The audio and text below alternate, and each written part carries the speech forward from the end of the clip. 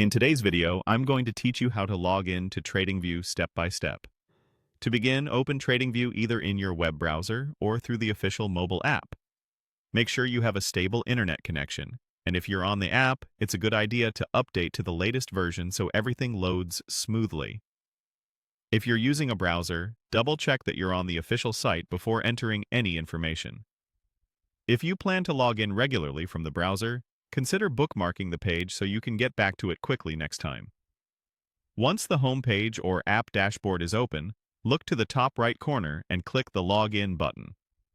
On mobile, you'll typically see a similar login option or a profile icon that takes you to the sign-in screen.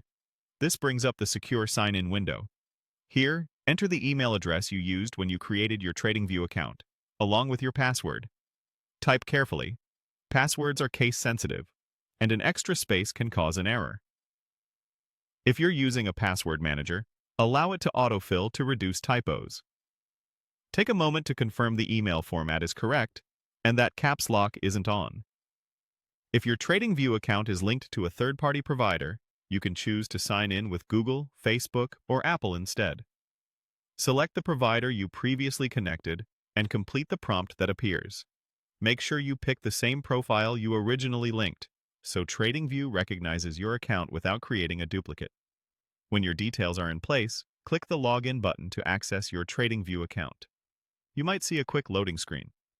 Depending on your settings, TradingView may ask for an extra verification step to confirm it's really you. Just follow the on-screen instructions. That's normal and helps protect your charts and settings.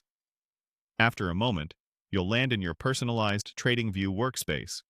You can confirm you're logged in by checking for your profile avatar or username in the top right corner. From here, your watch lists, chart layouts, and alerts will be available just as you left them.